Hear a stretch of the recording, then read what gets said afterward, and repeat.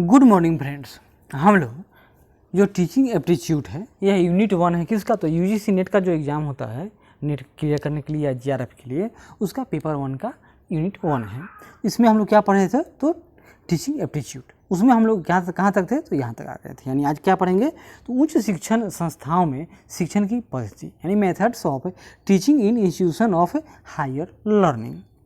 तो शिक्षण के लिए विभिन्न विधियों की आवश्यकता होती है। कक्षा में विषय वस्तु को सरल एवं बोधगम्य बनाने तथा शिक्षार्थियों को उत्तम शिक्षा प्रदान करने हेतु जिन विधियों का शिक्षकों द्वारा उपयोग किया जाता है उसे ही शिक्षण विधियाँ कहते हैं। शिक्षण विधियों के कुछ प्रकार हैं। जैसे शिक्षण विधियों के दो प्रकार, एक होता है शिक्षा केंद्रित, दूसरा होगा शिक्षार्थी केंद्रित यानी टीचर केंद्रित हो सकता है या लर्नर केंद्रित। तो शिक्षा केंद्रित क्या होगा? पहला होगा एक व्याख्यान विधि, व्याख्यान और प्रदर्शन विधि, समूह शिक्षण विधि, टेलीविजन या वीडियो प्रस्तुति विधि, समीक्षा नीति संबंधी विधि और प्रश्नोत्तर शिक्षण नीति विधि। वहीं शिक्षार्थी केंद्रित यानी स्टूडेंट या लर्नर केंद्रित क्या होगा? कार्यक्रम अनुदेश विधि, सुपूर्द नियत अधिन्यास कार्यविधि, कंप्यूटर आधारित शिक्षण विधि, परस्पर संवादात्मक वीडियो विधि, मुक्त अधिगम विधि, पर्यवेक्षण या निरीक्षण विधि, खेल शिक्षण विधि, अन्वेषण अनुमानी विधि और प्रयोगशाला विधि। सबसे पहले हम लोग देखेंगे शिक्षक केंद्रित विधियाँ यानी टीचिंग सेंटर्ड मेथड। तो इसमें क्या है? शिक्षक केंद्र ही इसमें केंद्रीय भूमिका है। मतलब इस विधि में शिक्षक जटिल संप्रदायों की व्याख्या करते हैं तथा शिक्षार्थी उन्हें समझने का प्रयास करते हैं। इस विधि में अध्यापन के दौरान कक्षा का वातावरण पूर्णतः औपचारिक और कठोर होता है। परिणामतः विद्यार्थियों के कई सवाल अनुत्तरित रह जाते हैं और उनकी सहभागिता केवल व्याख्यान सुनने तक ही सीमित रह जाती है। यानी वो हर बात में यस सर समझ गए थे, हाँ सर। शिक्षक केंद्रित विधि को अनुदेशात्मक विधि भी कहा जाता है। अनुदेशात्मक विधि व्याख्यान आधारित होती है जिसमें कुछ विद्यार्थी व्याख्यान को समझने में सक्षम होते हैं और प्रश्नोत्तर प्रक्रिया में सहभागिता के क्रम को आगे बढ़ाते हैं, लेकिन बाकी बैक बेंचर बैठे ही रह जाते हैं। इसके अंतर्गत निम्न विधियाँ आती हैं। जैसे व्याख्यान विधि यानी लेक्चर मेथड। व्याख्यान विधि से आशय शिक्षक द्वारा निर्मित और उपयोग में लाए जाने वाले नियोजित कार्य योजना यानी कि प्रारूप से है।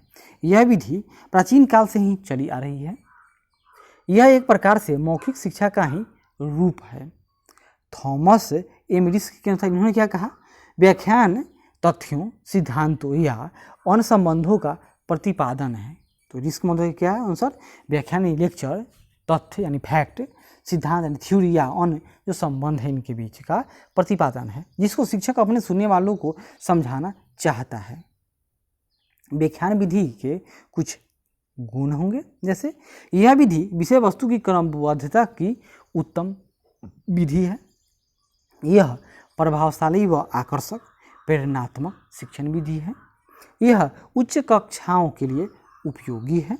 यह समय, परिश्रम और धन की दृष्टि से कम खर्चीला है। इसके द्वारा एक समय में विद्यार्थियों के बड़े समूह का शिक्षण संभव हो पाता है। यह विद्यार्थियों को सुनने व ध्यान लगाने में प्रशिक्षित करता है। यह विद्यार्थियों में तर्क शक्ति का विकास करती है। इसमें विषय का तार्किक क्रम इससे क्या होगा? तो बना रहता है, क्योंकि टीचर सेंट्रिक ही है। तो टीचर आएगा रोज, आज चैप्टर 5 तक पढ़ाए थे, कल 5 से 10, परसों 10 से 15 और इस तरह से सिलेबस खत्म हो जाएगा। लेकिन जो टीचिंग सेंट्रिक जो विधि है या टीचर सेंट्रिक केंद्रित, इसमें कुछ इसके दोष हैं। जैसे पहला, यह निम्न कक्षाओं के लिए तो अनुपयोगी है। इसमें विद्यार्थी निष्क्रिय श्रोता बने रहते हैं तथा यह करके सीखने के सिद्धांत की पूर्ण अवहेलना करती है एवं केवल स्मृति यानी याद कर लो उसी पर केंद्रित हो जाता है। इसमें ध्यान अधिक समय तक केंद्रित नहीं हो पाता। बच्चे आपस में बात करने लगेंगे, रुचि नहीं रह पाती तथा मौलिक चिंतन के अवसर प्राप्त नहीं हो पाते हैं। इसमें सैद्धांतिक ज्ञान पर अधिक बल दिया जाता है। यह एक प्रभुत्ववादी विधि है यानी यह टॉप टू बॉटम अप्रोच है। दूसरा, व्याख्यान प्रदर्शन मॉडल यानी लेक्चर भी देंगे और प्रदर्शन यानी डेमोन्स्ट्रेशन भी करेंगे। इसमें तो देखिए, भारतीय परिस्थितियों के अनुकूल यह सर्वाधिक उपयुक्त है, व्यवहारिक भी है, वह उपयोगी विधि भी है। यह किसी भी वस्तु की रचना व कार्य प्रणाली का वास्तविक रूप में ज्ञान कराती है। विद्यार्थियों को भी क्रिया के पर्याप्त अवसर दिए जाते हैं। उन्हें प्रश्न पूछने व प्रदर्शन में सहायता देने के कई अवसर मिलते हैं। किसी घटना, परिस्थिति, वस्तु को दृश्य रूप में विद्यार्थियों के समक्ष प्रदर्शित कर उसे स्पष्ट करना ही इस विधि का ध्येय है। यानी उसका मुख्य लक्ष्य यही है। क्या है कि इसमें किसी घटना, परिस्थिति, वस्तु आदि को दृश्य रूप में, यानी कि बता देंगे स्टूडेंट को, देखो ऐसे से हुआ है, विजुअल एकदम उसको फील करा देंगे। व्याख्यान प्रदर्शन विधि के कुछ गुण, यह मनोवैज्ञानिक सिद्धांतों पर आधारित है। यह समय व धन की दृष्टि से कम खर्चीली है, अतः केवल एक उपकरण की आवश्यकता इसमें होती है तथा शिक्षक शीघ्र व कुशलतापूर्वक प्रदर्शन कर जटिल विषय वस्तु को स्पष्ट कर देता है। सुनने की अपेक्षा देखी गई वस्तु अधिक समय तक याद रहती है। इससे विद्यार्थी वैज्ञानिक विधि व वैज्ञानिक सत्यता की ओर प्रेरित होते हैं। लेकिन इसके कुछ दोष हैं, जैसे इस विधि में करके सीखने के सिद्धांत की अवहेलना हो जाती है। विद्यार्थी केवल रुचिकर प्रदर्शन में ही सक्रिय रहते हैं। इसमें शिक्षक ही सभी कार्य करते हैं, अतः यह शिक्षक केंद्रित विधि है। इसमें व्यक्तिगत भिन्नता के सिद्धांत की अवहेलना की जाती है एवं सभी स्तर के विद्यार्थी एक ही गति से विकास करते हैं। प्रदर्शन पूर्व तैयारी न होने से या उपकरण के खराब होने से शिक्षण कार्य अप्रभावी हो जाता है। शिक्षक द्वारा कठिन भाषा का प्रयोग किया जाना इस विधि को दुर्लभ बना देता है। इसमें प्रमुख तथ्यों के स्थान पर आंशिक तथ्यों पर अधिक ध्यान दिया जाता है। तीसरा है समूह शिक्षण विधि, यानी टीम टीचिंग मेथड। यह यानी समूह शिक्षण पद्धति विधेयक समूह में अध्यापन कार्य का एक परिवर्तनात्मक दृष्टिकोण है। इसमें एक शिक्षक के बजाय दो या अधिक शिक्षक सम्मिलित होते हैं जो योजना निर्माण करेंगे और उसके क्रियान्वयन और शिक्षार्थियों के समूह में सीखने के अनुभव का मूल्यांकन करते हैं। इस शिक्षण विधि में एक ही समय में दो या अधिक शिक्षक विषय संबंधी ज्ञान देते हैं। एक शिक्षक जहां प्रकरण संबंधी व्याख्या और उसके सैद्धांतिक पक्षों को रखता है, वहीं दूसरा शिक्षक उसके व्यवहारिक पक्षों का स्पष्टीकरण देता है। अन्य शिक्षक उस प्रकरण के समसामयिक पक्षों की जानकारी देता है और उसके प्रासंगिकता और महत्ता को स्पष्ट करता है। यानी कि टीवी पे जो लाइव डिबेट देखते हो उसी तरह का हो गया। पैनल चर्चा, विचार गोष्ठी आदि शिक्षण संबंधी विधियाँ इस समूह शिक्षण के विभिन्न रूप कहे जा सकते हैं। समूह शिक्षण विधि के कुछ गुण हैं, जैसे यह विधि शिक्षण की गुणवत्ता में सुधार के दृष्टिकोण से महत्वपूर्ण है। इसमें शिक्षण तकनीकों और उपकरणों का उपयोग कर शिक्षार्थी के व्यवहारिक पक्ष को मजबूत किया जाता है। इसके द्वारा छात्रों को एक ही प्लेटफॉर्म में अच्छे और कुशल शिक्षकों से जुड़ने का अवसर मिलता है और अच्छे संकाय को साझा किया जा सकता है। समूह शिक्षण विधि के कुछ दोष हैं, जैसे इस शिक्षण विधि में विशेष दक्षतापूर्ण या विशेषज्ञ शिक्षकों को ढूंढना जटिल हो जाता है। इसमें शिक्षण कार्य के लिए अधिक शिक्षकों की आवश्यकता होती है। इसे सभी विषयों के अध्यापन के लिए उपयुक्त नहीं माना जाता है। इसमें समय निर्धारण, योजना निर्माण और प्रबंधन के लिए अधिक समय की आवश्यकता होती है। अब आगे देखिए, थोड़ा इसमें दिया हुआ है कोट करके कि सूक्ष्म शिक्षण यानी कि माइक्रो टीचिंग क्या है। तो सूक्ष्म शिक्षण शिक्षण का एक नवीन अनुसंधान है जिसमें एक समय में एक ही शिक्षण कौशल को चुना जाता है। यह शिक्षक के व्यवहार को निश्चित उद्देश्यों के अनुसार ढालने में सहायक होता है। इस प्रक्रिया का उपयोग शिक्षक अपनी कक्षाओं को रोचक, उद्देश्यपूर्ण एवं ज्ञान की प्रयोगशाला के रूप में बनाने में समर्थ होते हैं, यानी इसे ऐसे कर लेते हैं। यह एक प्रशिक्षण तकनीक है और इसे किसी भी स्थिति में शिक्षण तकनीक समझना उचित नहीं है। सूक्ष्म शिक्षण के निम्नलिखित उद्देश्य हैं, जैसे प्रशिक्षु को सीखने और नए शिक्षण कौशल को नियंत्रित परिस्थितियों में आत्मसात करने योग्य बनाना, शिक्षार्थियों में नए कौशल का विकास करना, प्रशिक्षु को शिक्षण में विश्वास करने योग्य बनाना। और कुछ इसके लाभ भी हैं, जैसे सूक्ष्म शिक्षण एक प्रशिक्षण उपकरण है जिससे शिक्षण, अभ्यास और प्रभावी शिक्षक तैयार किए जाते हैं। यह शिक्षण यानी टीचिंग को सुगम प्रदान करता है। इस शिक्षण कार्यक्रम को वास्तविक एवं कृत्रिम दोनों कक्षा में किया जा सकता है। और चौथा देखिए आगे अब टेलीविज़न या वीडियो प्रस्तुति।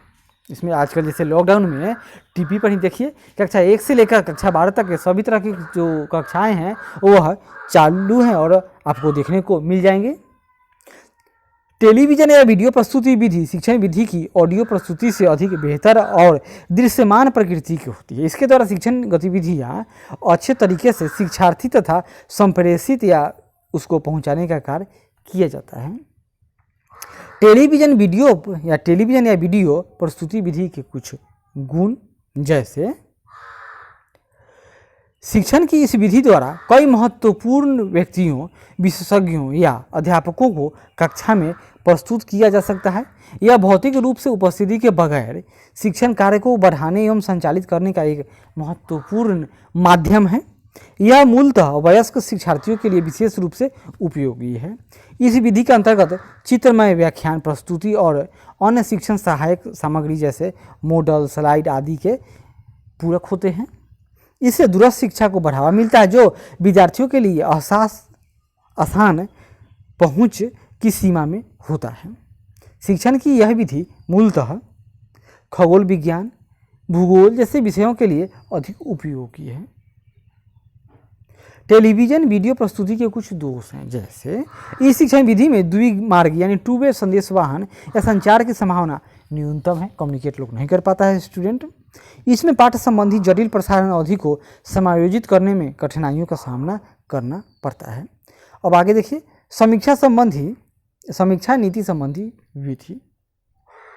शिक्षण संबंधी शिक्षक केंद्रित विधियों में जैसे व्याख्यान विधि, प्रदर्शन विधि, समूह शिक्षण विधि, वीडियो प्रस्तुति विधि इत्यादि के पुनर्वालोकन को समीक्षा नीति कहा जाता है। इसका उद्देश्य कक्षा में चल रहे अध्ययन अध्यापन की प्रगति का लेखा जोखा लेना होता है, यानी ऑडिट करेंगे। इससे शिक्षण विधि में कमियों और उसके उपचार को सुनिश्चित करने में सहायता मिलती है।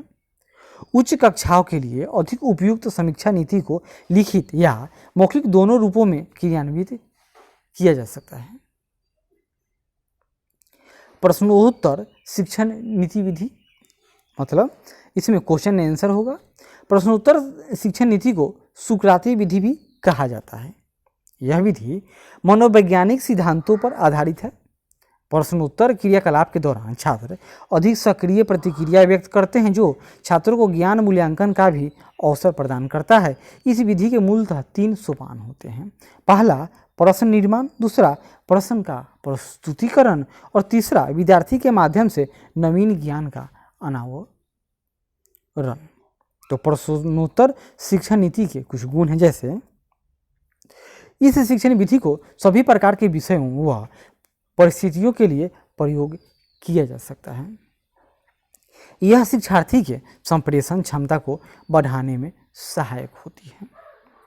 इससे छात्रों को अपने शिक्षण संबंधी व्यक्तिगत समस्याओं का हल ढूंढने में सहायता मिलती है।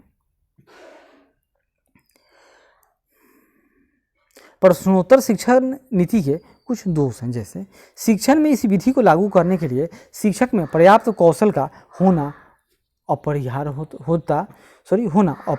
है, यानी कोई ज़रूरी नहीं है कि जो टीचर हो उतना स्किल वाला हो।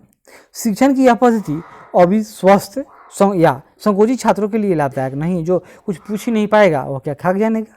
इस विधि से शिक्षण में अधिक लाभ की आवश्यकता होती है। इस विधि से शिक्षण में क्या होगा कि उसको अधिक लाभ की आवश्यकता है और तो अधिक से अधिक उसमें मेहनत किया जाए। और दूसरा देखेंगे हम लोग आज शिक्षार्थी केंद्रित विधियाँ यानी स्टूडेंट सेंटर्ड मेथड।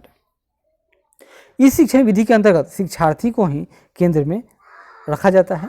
इसमें विद्यार्थी के मनोविज्ञान को समझते हुए शिक्षण की व्यवस्था की जाती है और उनकी समस्याओं का निराकरण किया जाता है। इस विधि का मुख्य उद्देश्य विद्यार्थियों को अभिरुचि, अभिवृत्ति और क्षमताओं को ध्यान में रखकर शिक्षा प्रदान करना है। इस शिक्षण विधि के द्वारा छात्रों में स्वतंत्र चिंतनधारा और मनन को जन्म दिया जाता है। शिक्षार्थी केंद्रित शिक्षण विधि में व्यक्तिगत शिक्षण को महत्व दिया जाता है। इसमें शिक्षक का मुख्य ध्यान शिक्षार्थियों की कल्पनाओं, जिज्ञासाओं एवं कठिनाइयों को सुलझाने के प्रति होता है। इस शिक्षण विधि का यूएसए के शिक्षा मनोवैज्ञानिक जॉन डीबी ने समर्थन किया है। कौन? तो जॉन डीबी। शिक्षार्थी केंद्रित रणनीति के तहत अपनाई जाने वाली शिक्षण विधियां निम्न हैं, जैसे जिनका विवरण और लिखित है। क्या होगा? पहला, कार्यक्रम अनुदेश विधि, यानी इसमें प्रोग्राम इंस्टीट्यूशन मेथड, मतलब कार्यक्रम अनुदेश विधि शिक्षण की उच्च स्तर पर संरचित पद्धति यानी हाईली स्ट्रक्चर्ड सिस्टम एक सामान्य उदाहरण है। यह तार्किक क्रम पर आधारित शिक्षण विधि है जिसमें छात्र प्रत्येक चरण के पश्चात तुरंत प्रतिपुष्टि यानी फीडबैक प्राप्त करने में सक्षम होते हैं। कार्यक्रम अनुदेश विधि के कुछ गुण हैं, जैसे शिक्षण की यह विधि शैक्षणिक कार्यों की प्रगति को जानने के लिए नियमित प्रतिपुष्टि के दृष्टिकोण से महत्वपूर्ण है।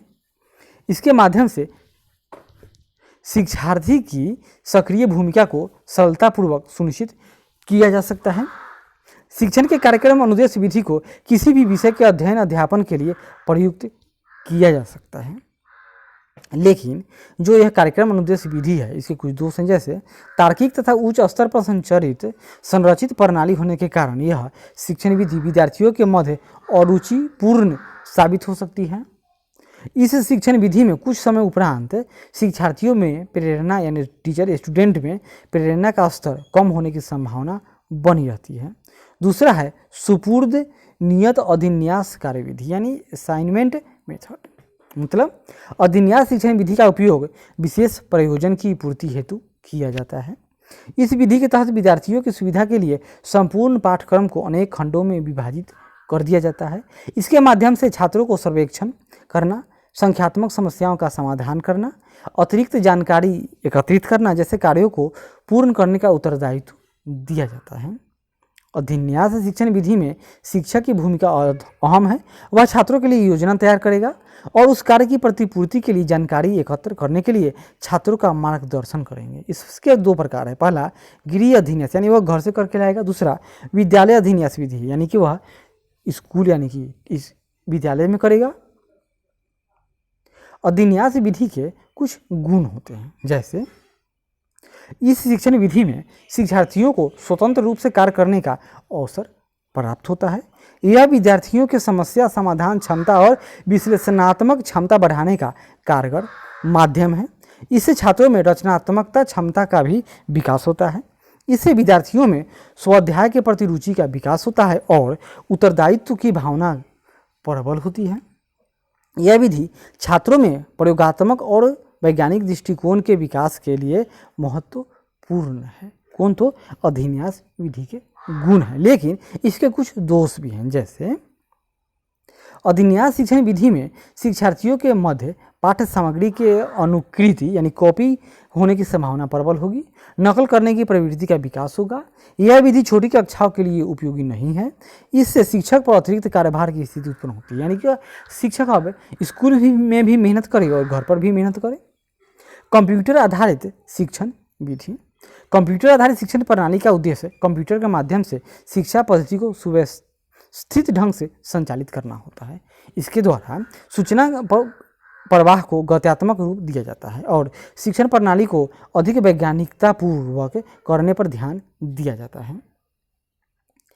कंप्यूटर आधारित शिक्षण विधि से ऑडियो वीडियो टेप की प्रस्तुति परंपरागत पुस्तक की तुलना में ज़्यादा प्रभावोत्पादक और शीघ्र पहुंच वाली होती है। इसमें सही जानकारी प्राप्त करने के अधिक विकल्प होते हैं और शिक्षार्थी की आवश्यकता अनुसार प्रतिपुष्टि यानी फीडबैक प्राप्त करने की स्थिति भी बनी रहती है। कंप्यूटर आधारित शिक्षण विधि के कुछ लाभ हैं, जैसे इस शिक्षण विधि में अन्य विधियों की तुलना में अधिक लचीलापन और नियंत्रण की बेहतर संभावना होगी। दूसरा, इस विधि को अनुकरण यानी सिमुलेटेड अभ्यास, मॉडलिंग इत्यादि कार्यों के लिए अधिक प्रभावी ढंग से प्रयोग में लाया जा सकता है। तीसरा, इसमें सूचना प्रवाह की गतिशीलता और पाठ्य सामग्री की पर्याप्तता की दशा विद्यमान रहती है। कंप्यूटर आधारित शिक्षण विधि के कुछ दोष हैं, जैसे शिक्षण की यह प्रणाली अवैयक्तिक और महंगी है जो सभी के पहुंच की सीमा से बाहर है। इस व्यवस्था में शिक्षण प्रणाली के लिए सुव्यवस्थित संरचना का होना अत्यंत आवश्यक है, अन्यथा प्रणाली विफल हो जाएगी, फेल हो जाएगा। और परस्पर संवादी या संवादात्मक वीडियो विधि। यह क्या होगा? परस्पर संवादी या संवादात्मक वीडियो शिक्षण विधि में शिक्षार्थी को किसी विषय से संबंधित जानकारी क्रम रहित यानी रैंडमली से आसानी से उपलब्ध हो जाता है। यानी शिक्षक टीचर अपने मन से कहीं से भी कोई बुक लेगा और उससे वो शुरू कर देगा, पूछेगा या पढ़ाएगा। यह विधि छात्र को एक ही प्लेटफॉर्म पर कई विषयों, मुद्दों या समस्याओं की जानकारी और उसके संशोधनात्मक उपाय सरलता से आपूर्ति करने में सक्षम है। इसके माध्यम से शिक्षार्थी अपने परिणामों की प्रतिपुष्टि तत्काल प्राप्त कर सकते हैं। परस्पर संवादात्मक वीडियो विधि के कुछ गुण हैं, जैसे शिक्षण की यह विधि शिक्षार्थियों में निर्णय लेने की क्षमता में वृद्धि करेगा। इंटरैक्टिव वीडियो शिक्षण विधि का एक सरल और पारदर्शी माध्यम है। इससे प्राप्त शिक्षण सामग्री को टेक्स्ट, ग्राफिक्स, फिल्म और ऑडियो के रूप में ग्रहण किया जा सकता है। लेकिन इसके कुछ दोष हैं, जैसे शिक्षण की इस विधि में समय के साथ साथ संसाधनों की भी अधिक आवश्यकता होगी।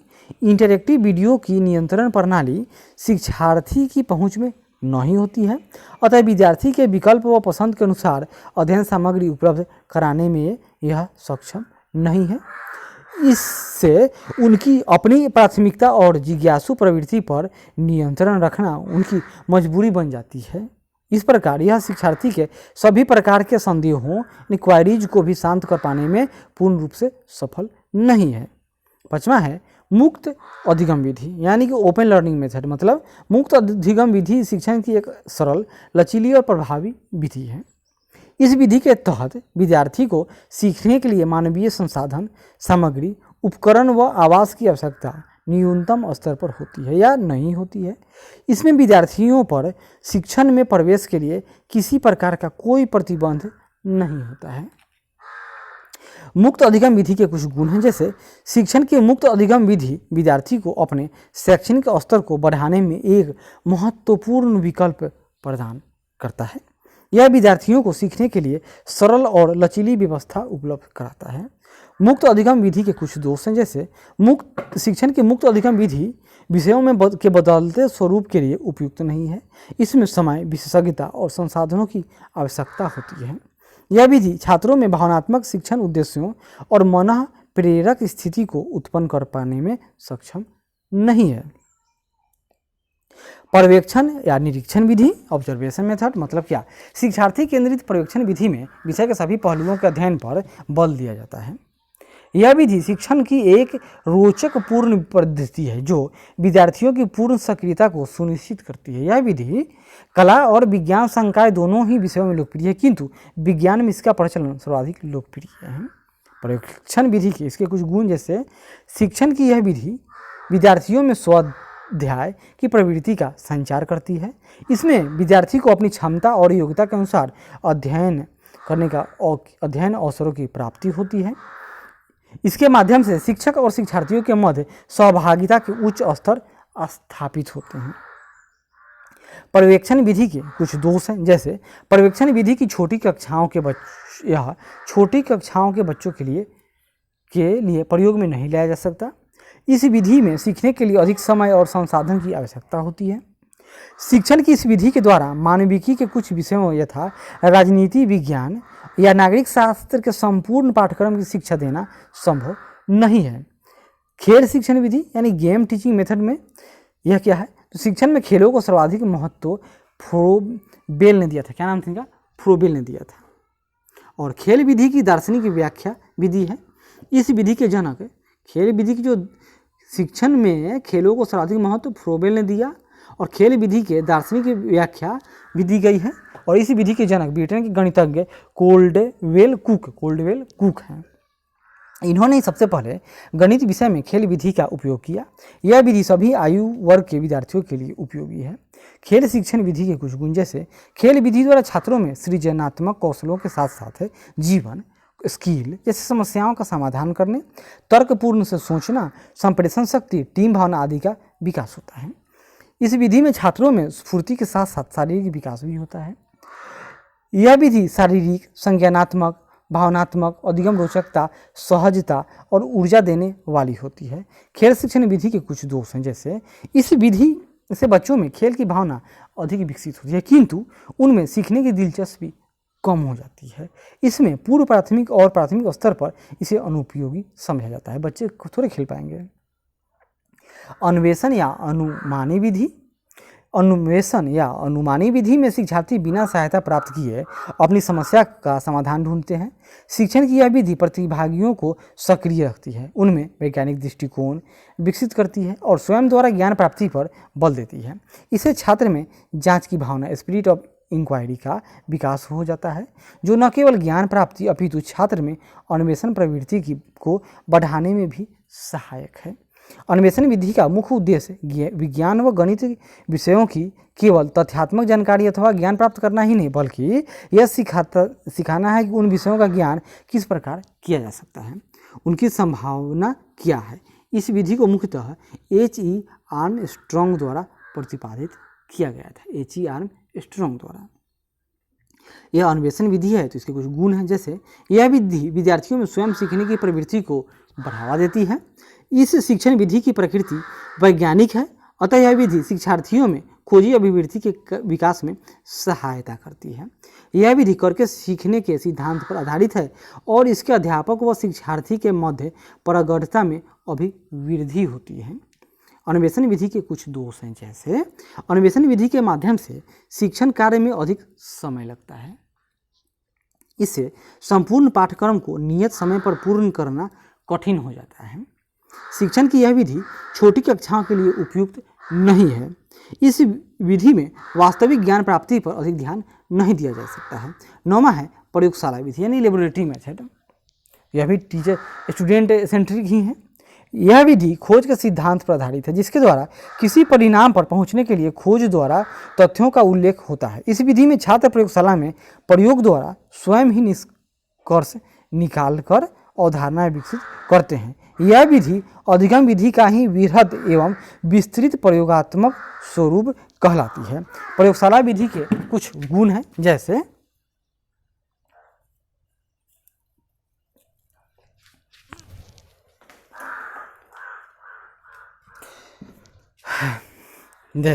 प्रयोगशाला विधि में छात्रों द्वारा सीखा गया ज्ञान रुचिपूर्ण एवं अस्थायी होता है। प्रयोगशाला के ज्ञान में अधिकाधिक वृद्धि होती है। प्रयोगशाला नहीं, विद्यार्थी के ज्ञान में। प्रयोगशाला में अनुसंधान के साथ साथ उन्हें तथ्यों, संप्रत्ययों और वैज्ञानिक निष्कर्षों को समझने का अवसर प्राप्त होता है। यह विधि छात्रों में विज्ञान के महत्व को समझने में सहायक है। प्रयोगशाला विधि के कुछ दोष भी हैं, जैसे यह विधि उच्च वर्ग की कक्षाओं के लिए उपयुक्त है और यह केवल अध्ययन काल तक ही सीमित है। इस विधि में धन का व्यय अधिक होता है, साथ ही इसमें समय भी अधिक लगता है। यह व्यक्ति केंद्रित विधि है।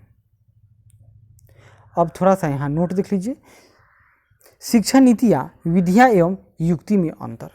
तो शिक्षण नीतियाँ शिक्षक द्वारा तैयार की गई ऐसी कौशलपूर्ण व्यवस्था है जो विद्यार्थियों में उद्देश्यों के अनुसार व्यवहार में परिवर्तन लाने के लिए की जाती है।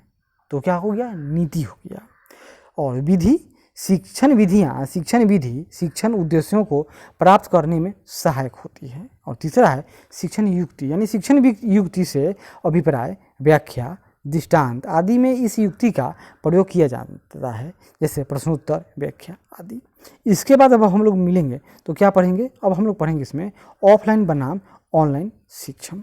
तो ये अगली बार, तब तक आशा करते हैं कि आज का ये प्रयास अगर अच्छा लगे तो ज़रूर लाइक करें, शेयर करें, कमेंट करें और सब्सक्राइब करें तथा शेयर भी करें। तो इन्हीं सब बातों के साथ धन्यवाद।